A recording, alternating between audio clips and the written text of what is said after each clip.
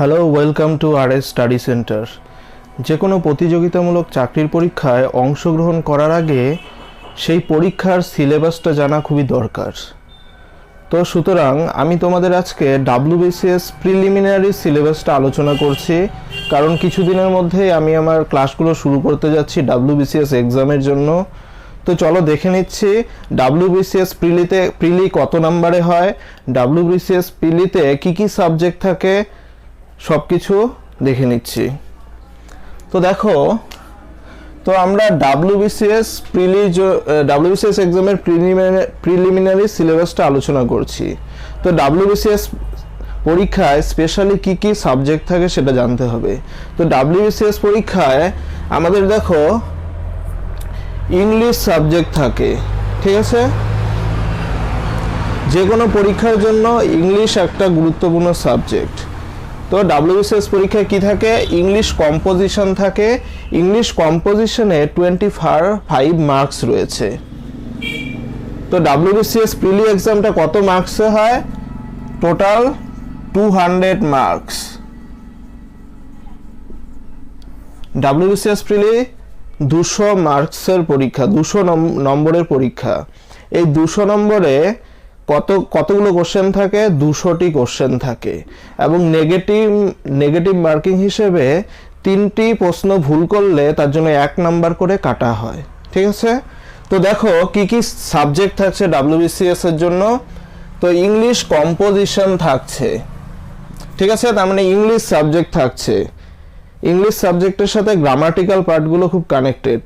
বেশিরভাগ question English grammar থেকে আসে। তো 25 মার্কস, তার মানে কতগুলো কোশ্চেন হবে? 25 কোশ্চেন। তো ইংলিশ থেকে কতগুলো কোশ্চেন আসছে?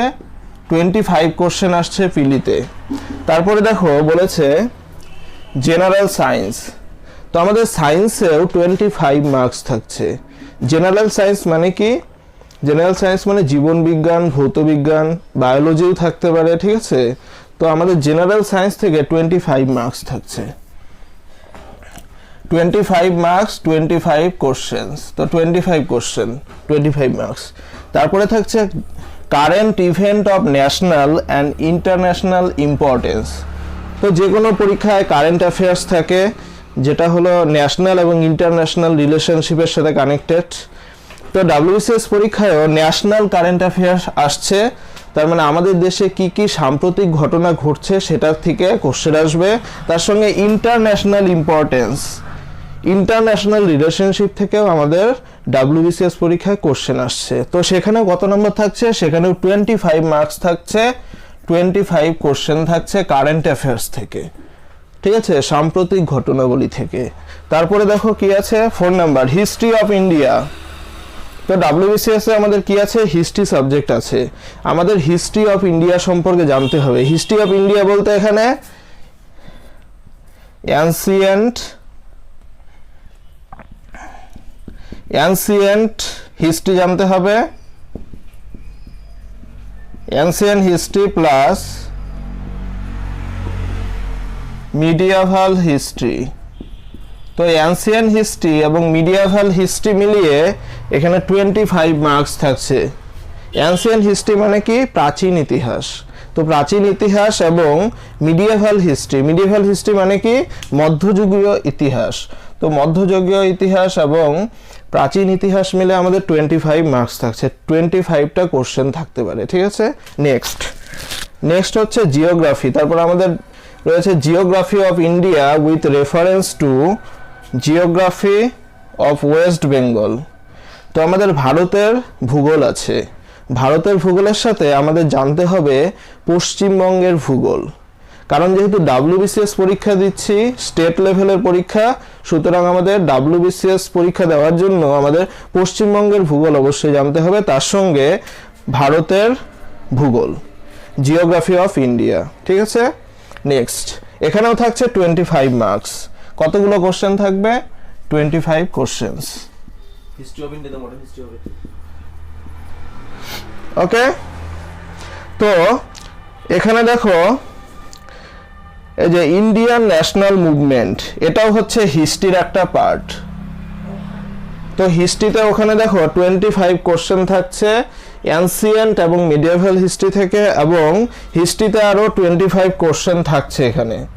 হিস্ট্রিতে এখানে আরও 25 কোশ্চেন থাকছে। এটা কি থেকে থাকছে? এটা থাকছে মডার্ন হিস্ট্রি। মডার্ন হিস্ট্রি মানে কি? ভারতের স্বাধীনতা সংগ্রামের সময় থেকে যেটা হিস্ট্রি আছে সেটা, ঠিক আছে? স্বাধীনতা লাভের আগে যে হলো মডার্ন হিস্ট্রি আছে সেটায় 25 মার্কস আছে। তাহলে হিস্ট্রিতে টোটাল কত মার্কস থাকছে? হিস্ট্রিতে টোটাল থাকছে এখানে 25 মার্কস আর এখানে 25 মার্কস। তো হিস্ট্রিতে একটা বিশাল ধরনের একটা মার্কস আছে পিলিতে, 50 নাম্বার থাকছে হিস্ট্রিতে। তার মানে 50টা কোশ্চেন থাকবে, ঠিক আছে? 50টা কোশ্চেনে 50 নম্বর থাকছে হিস্ট্রিতে। তারপরে এখানে দেখো ইন্ডিয়ান পলিটি অ্যান্ড ইকোনমি। তো ইন্ডিয়ান পলিটি এবং ইকোনমি থাকছে। তো ইন্ডিয়ান পলিটি এবং ইকোনমি মিলে এখানে 25 মার্কস থাকছে। 25 মার্কস, তার মানে কতগুলো কোশ্চেন হবে? 25 কোশ্চেন্স। ইন্ডিয়ান পলিটি মানে কি? ইন্ডিয়ান পলিটি মানে হলো ভারতের রাজনীতি সম্পর্কে জানবো, সেখান থেকে কোশ্চেন আসবে। এবং ইকোনমি মানে অর্থনীতি। তাহলে ইকোনমি সাবজেক্ট থাকছে WBCS এ, তার সঙ্গে ভারতের পলিটিক্যাল সায়েন্স অর্থাৎ পলিটি থাকছে, অর্থাৎ রাজনৈতিক জিনিস নিয়ে কোশ্চেন থাকছে, রাজনীতি সম্পর্কে জানবো আমরা। তারপরে কি সাবজেক্ট আছে? General mental ability. এখানে জেনারেল মেন্টাল অ্যাবিলিটি মানে কি? এখানে ম্যাথকে বোঝাচ্ছে, ম্যাথ মানে অঙ্ক। তো ম্যাথ প্লাস রিজনিং, ম্যাথ এবং রিজনিং মিলে এখানে কত মার্কস থাকছে? 25 মার্কস। ওকে, তো আমাদের এখানে ম্যাথ থাকছে, অঙ্ক থাকছে। যে কোনো পরীক্ষায় অঙ্ক অবশ্যই থাকে, ইংলিশ অবশ্যই থাকে, এবং এই সমস্ত সাবজেক্টগুলোও থাকে সব। তো WBCS প্রিলিতেও আমাদের অঙ্ক আছে মেন্টাল এবিলিটির জন্য, মেন্টাল এবিলিটি যাচাই করার জন্য আমাদের রয়েছে ম্যাথ আছে এবং রিজনিং আছে, ঠিক আছে? তো এখানে হচ্ছে 25 মার্কস। তো এখানে দেখো টোটাল কি স্কোর কত হচ্ছে? এখানে 25 25 25 25 25 25 25 25 25, ঠিক আছে? তাহলে 25 ইন্টু 8 কত মার্কস হচ্ছে? 25 ইন্টু 8 200 মার্কস। তো আমাদের প্রিলিতে 200 মার্কস থাকছে। তো আমাদের নিশ্চয়ই WBCS পরীক্ষার জন্য এই সমস্ত সাবজেক্টগুলো থেকে শর্ট কোশ্চেনগুলো পড়তে হবে প্রিলিতে পাস করার জন্য। এবং মেনের জন্য প্রিপারেশনটা সম্পূর্ণ আলাদা। মেনের জন্য প্রিপারেশন নিতে গেলে আমাদের বেসিক থেকে শুরু করে ডেসক্রিপটিভ টাইপ কোশ্চেনগুলো পড়তে হবে, কম বেশি জানতে হবে সমস্ত জিনিসগুলো, ব্যাপার সম্পর্কে পলিটি জানতে হবে, হিস্ট্রি জানতে হবে, একদম গোড়া থেকে বেসিক থেকে শুরু করে আমাদের ভালো মতো পড়তে হবে। আমাদের WBCS পরীক্ষায় প্রিলিতে পাস করলে আমাদের একটা অপশনাল সাবজেক্ট নিতে হয়, যেটায় আমরা ডেসক্রিপটিভ কোশ্চেনগুলো পরীক্ষা দেব। তোমরা যে কোনো হলো চুজ করতে পারো, তোমরা জিওগ্রাফি চুজ করতে পারো অপশনাল সাবজেক্ট হিসেবে, তোমরা হিস্ট্রি চুজ করতে পারো, ঠিক আছে? তোমরা হলো ইকোনমি চুজ করতে পারো, পলিটি চুজ করতে পারো। তো প্রিলি যদি হলো তুমি কোয়ালিফাই করতে পারো, তাহলে তুমি যে কোনো একটা সাবজেক্টে তোমাকে অপশনাল হিসেবে নিয়ে সেটায় পরীক্ষা দিতে হবে, ঠিক আছে? তো আমি আজকে তোমাদের প্রিলি WBCS প্রিলি সিলেবাস সম্পর্কে আলোচনা করলাম। কি কত নাম্বার থাকছে, কোন সাবজেক্টে কত নাম্বার থাকছে, এবং 200 নাম্বারের পরীক্ষা আমি বললাম, এবং 3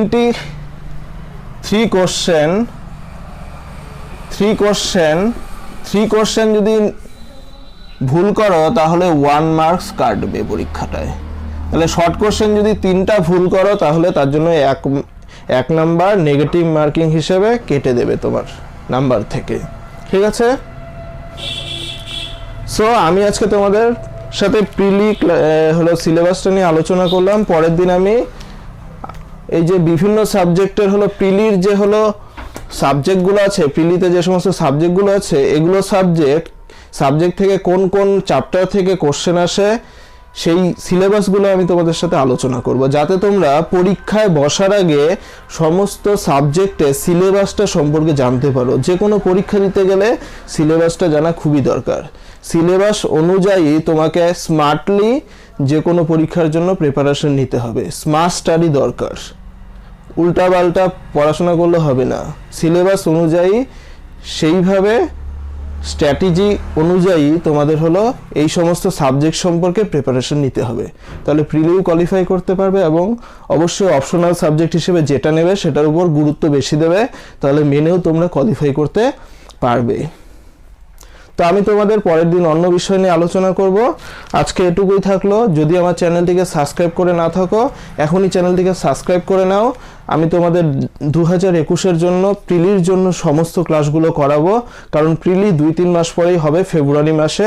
তাই আমি তোমাদের জন্য প্রিলি ক্লাসগুলো স্টার্ট করেছি, সমস্ত সাবজেক্ট আমি করাচ্ছি, তো কোনো চিন্তার ব্যাপার নেই। So stay connected with R study centre. ধন্যবাদ।